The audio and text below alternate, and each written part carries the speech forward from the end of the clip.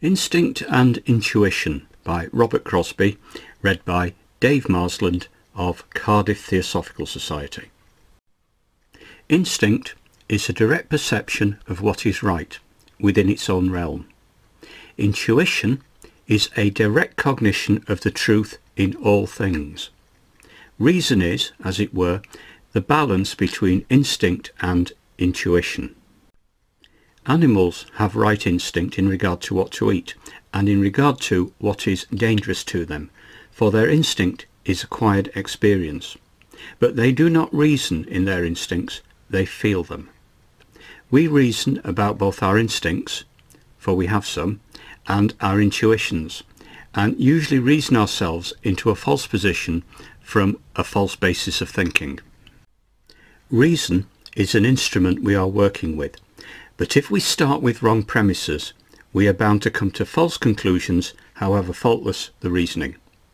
Working logically, we can come to right conclusions only with an eternal premise. In no other way shall we ever determine the right in our modes of looking at things.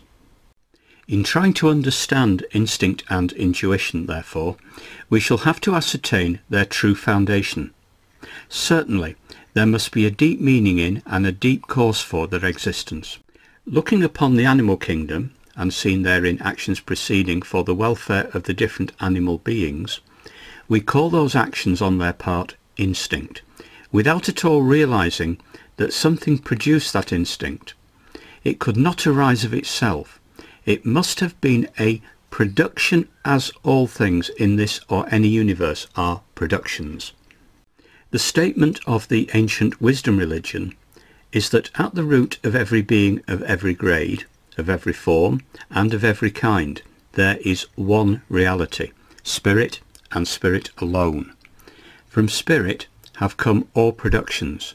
From spirit all evolutions have been brought about. The spirit is the same in all.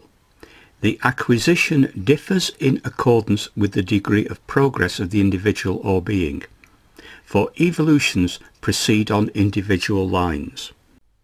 All beings are of the same nature, but because the thought, the ideal and the action differ, we find in a great universe like ours many kinds of intelligence evolved from the great root of all evolution, the spirit in each being.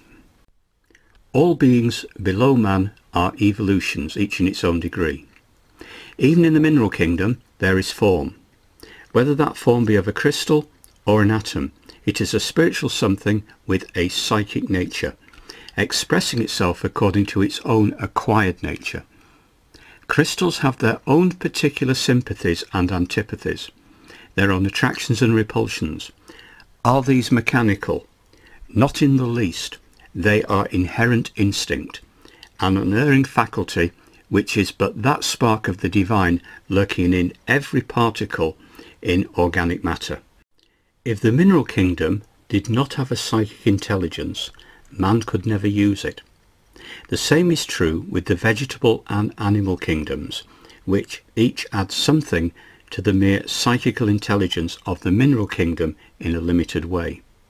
Then, coming to man, we find that he has the power of transcending his conditions, of standing apart from them and looking upon them as a self-conscious being, separate from them, and of an entirely different nature. That which is but a spark of divinity in the lower kingdoms grows to be a flame in the higher beings. There are 7 distinct stages through which all forms come, from nebular matter down to our present concrete formations. Conditioned existence is produced by various kinds of lives in every state of matter, by different acquired intelligences. But man had a large part in the determination of the processes, of the degrees of descent to be undertaken, and it was according to his knowledge and processes instituted by him that the state or conditions of the kingdoms below him were made. For man was a self-conscious being when this earth began. Man stands midway between spirit and what we call matter. He is the turning point of evolution, and on him depends the future of this evolution. Man has both instinct and intuition. Every cell in our bodies is instinctively impelled by us. Whether we are conscious of it or not, that instinct causes them to evolve. The lives in our bodies have been trained life after life until their action is automatic and reflex. The cells of the different organs have their own special impulsations. The cells subtract from food whatever is necessary for the composition of the blood, the bones, the various tissues and the brain, which too is made of the food we eat and is changing all the time, like any other part of the body being in constant dissociation. But the real man is not his body nor his brain, and it is to the real man that intuition pertains. Both instinct and intuition have been gained in no other way than through observation and experience. All the instinct of animals is a gain in that particular species along the lines of their own growth in intelligence and expression in bodies. So man's intuition carries with it all the knowledge existing in his real nature. Man has lived lives anterior to this one, not few but many, even on a planet which we inhabited before this earth began, or rather before we began with this earth. The many experiences gained through many lives are still with us. We have never lost them. They are still resident and potentially active in our innermost being, in that real nature of ours which each one of us reaches every 24 hours. When the body is asleep, when the dreaming state is past, there lies intuition, the sum total of all our past experiences. Something comes through occasionally, giving us an inkling of what is the true nature. The voice of the conscience is the outlook of that true nature upon the action which is contemplated. Some people, hearing that voice of the silence, think God is speaking to them, or that some other outside being impresses them. But in reality it came from their own inner nature, was born from and drawn from the accumulation of all past wisdom. It was the voice of their own spiritual nature. The channel through which the intuition may flow may be made clear by any and every one of us. In what way? By desiring to perpetuate the personality? Never, in this nor in any other world. There must be a recognition of what, in reality, our personality is. It is not the body, it is the ideas held. Ideas make a body a fit vehicle for them. Ideas control the action of the body. Our personalities are composed of our ideas, our likes and dislikes, our attractions and repulsions, of the little things that we demand for ourselves, that buttress up in us the notion that all this is for me. This is not the real man. The personality cannot be retained, whatever the ideas held today. They are not the same as those we held in the past. Yet in the past we acted as now, according to the ideas then entertained. In the future we shall have still other ideas and will act in accordance with them. It is our thinking which limits our actions. It is then for us to see that we are real spiritual beings internally, and that it is only the outer, the personality, which needs clarifying. The clearing can come about only by acting for and as the one self. Then we shall express our real natures clearly in this world of material things. Then we shall know what some men only suspect, for intuition is a direct cognition of the truth. The message of Theosophy was given us that we may reach into that part of our nature which knows, which notes and knows.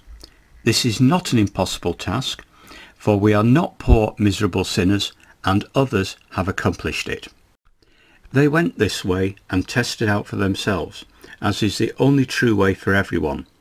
They found it to be absolute fact that all this inner knowledge or intuition is recoverable. They know that our ideas, our thoughts, our modes of thinking, our limited understandings of our natures make our hindrances. They know that neither the body nor any environment whatever is detrimental, but that every environment is an opportunity. The greater the obstacles, the more hindrances of circumstance, the greater the opportunity.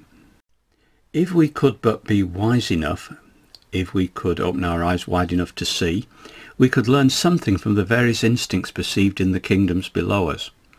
All those beings are proceeding by instinct on that long journey which leads to that place where we now are.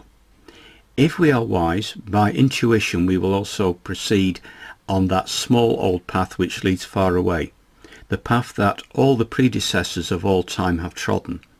All the beings who have appeared in the world as our elder brothers, divine incarnations, in past civilizations have reached that stage towards which we are now consciously or unconsciously proceeding.